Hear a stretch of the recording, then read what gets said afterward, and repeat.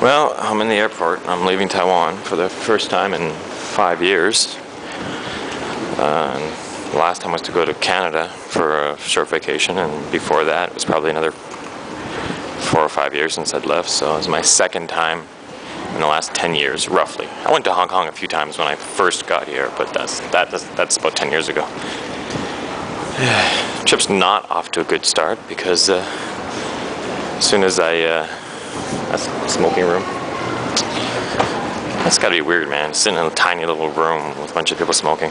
One funny thing, the immigration window, when you get to immigration, it says, just outside the window, it says, please take the cover off of your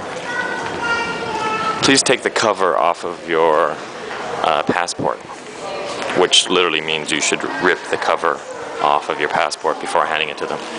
And I vaguely remember laughing about that in the past, but yeah, what they mean is you're supposed to open it before handing it to them.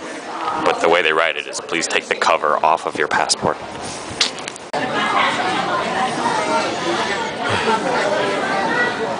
Yeah, it's interesting because when I was booking my tickets to leave, one of the things I said more than once is, I don't want to fly China Air. And so my ticket is with Korean Air, but to get to Korea I need to fly China Air.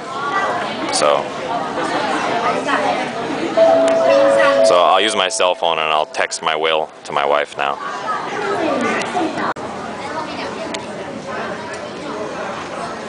That's something I don't understand about airports and movie theaters, etc. is the need to line up.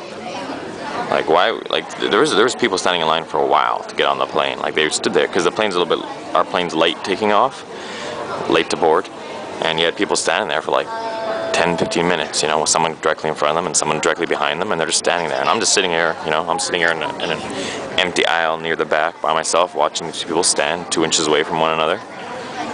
Do they think if they're in the front of the line that the plane's going to take off quicker, or that they're going to get to Korea quicker? No. I'm not, even if they say like now boarding seat number this to seat number this, and I'm in that range, I'm still not going to go stand in line. I'm just going to sit here until there's no one left, and then I'll just casually walk on and the plane will take off.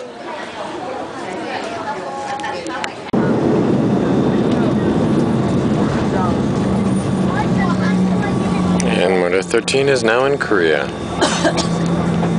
where people voluntarily stand on their feet 2 inches away from one another for no reason.